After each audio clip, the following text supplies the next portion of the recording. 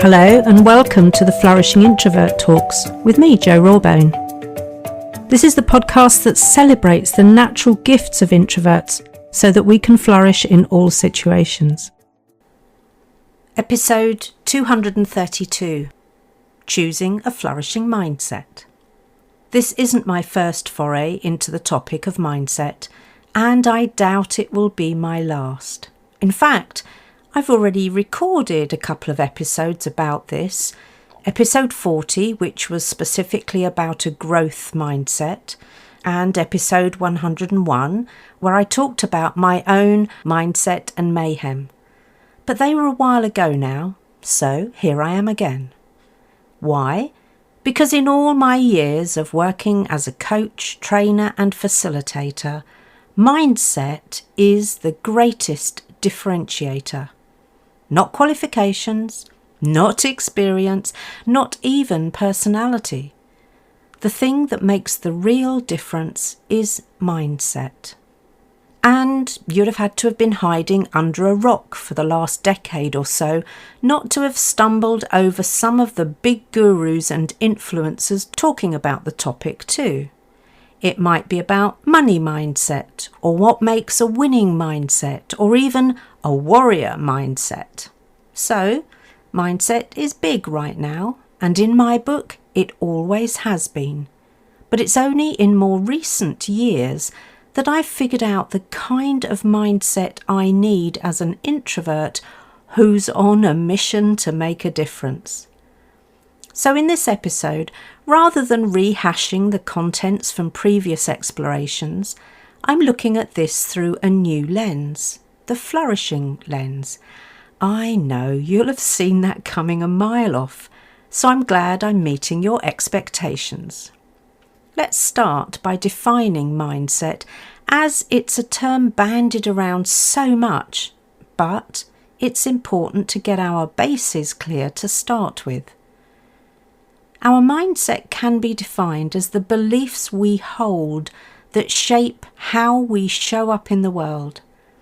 So it's a state of mind that influences how we feel, how we think and how we act, and therefore how we handle situations, challenges and life in general.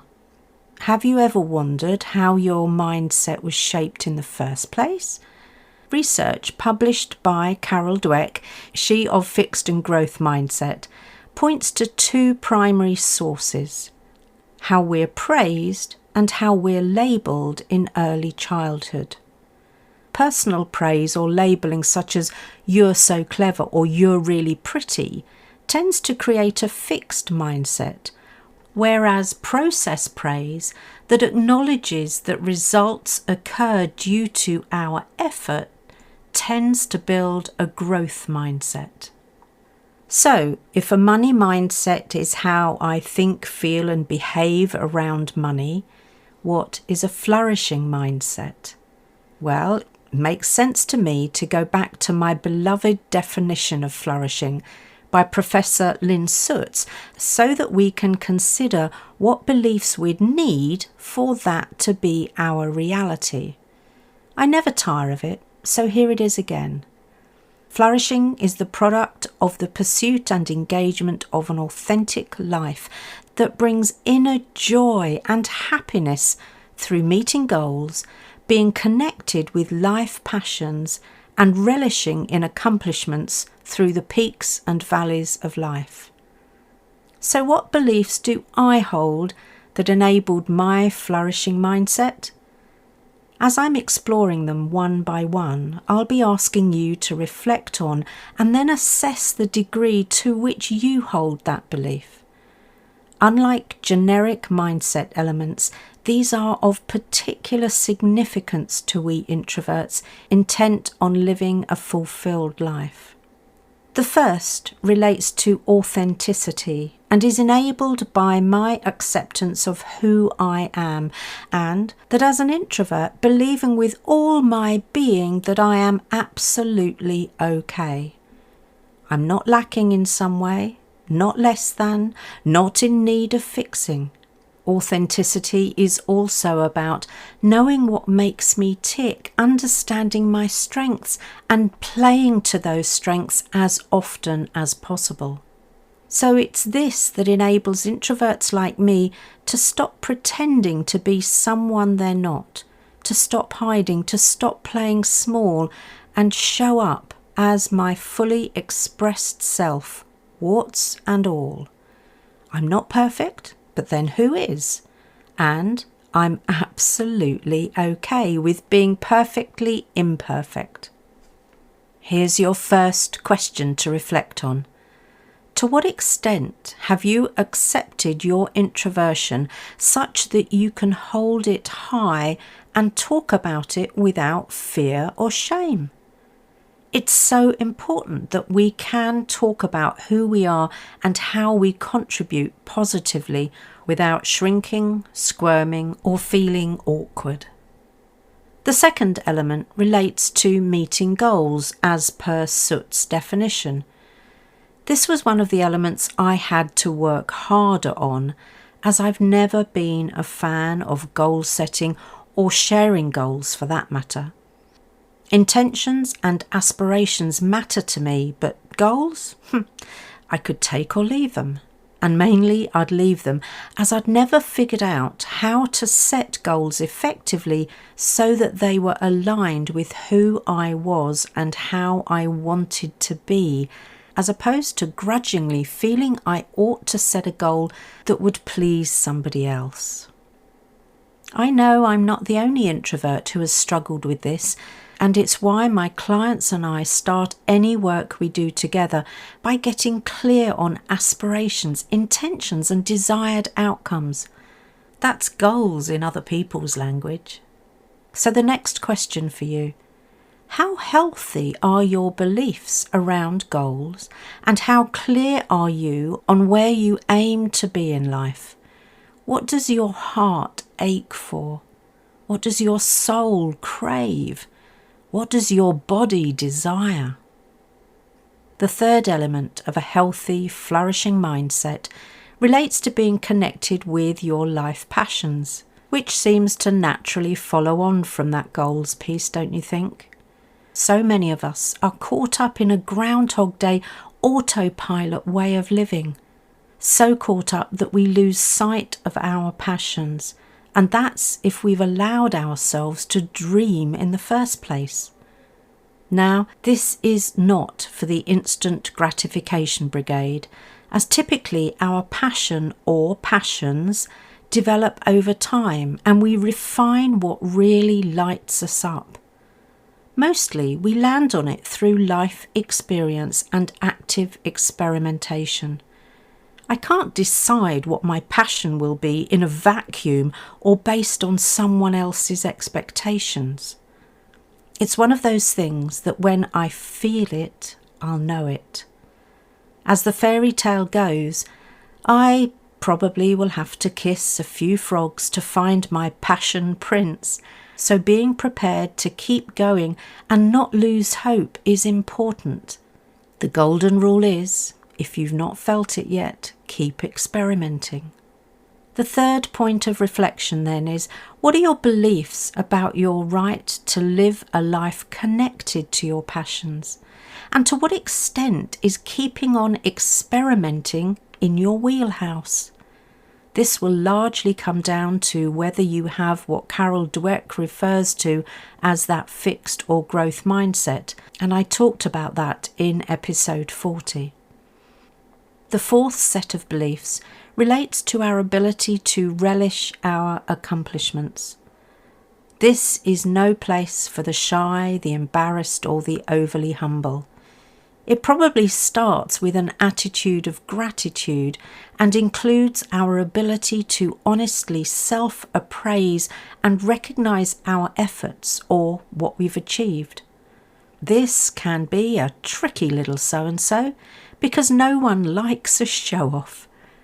How many of us heard in our childhoods, "Who do you think you are?" or "Pride comes before a fall," or even "You're just like a Russian doll, full of yourself." This teaches us to underplay our achievements, to almost be ashamed of them, and that owning our success is a bad thing. It's not. And just remember, how we behave models to those around us how to feel about their own achievements. So when someone gives us motivational feedback about something we've achieved, tackled or mastered, we need to have the good grace to say thank you, not wave it away dismissively. So the next reflective question for you is, what are your beliefs about generating and accepting praise for achievements? To what extent are you able to enjoy your own successes? Now, where to next? We're at number 5. Okay, so the most natural after that last element has to be around inner joy and happiness. In our troubled world, it can be all too easy to dwell on what's broken, on the bad news, on the despair. The mindset shift here is to focus on the internal rather than on the external. I'm not saying that none of those things matter, but we can't control external events and world affairs. We can control and influence how we feel about how we're living our life in relation to what's going on. As Viktor Frankl is reported to have so wisely said, between stimulus and response there is a space. In that space is our power to choose our response. In our response lies our growth and our freedom. I can always find something to be grateful for, something to feel happy about, and something to lift my heart joyfully. And some days that may only be that I got to wake up and have another go at this gift called life. Too many of my friends don't have that gift anymore, so I'm not taking it for granted. Other days, it's a song that makes me smile. My team and I often share tracks of the day, and at the time of recording this episode, my track was Rise Up by Andra Day. I feel my heart swelling and my face breaking into a grin when I hear music like that. Wonderful. So, you know what's coming next. To what extent do you allow yourself to feel inner joy and happiness despite all that's going on around you?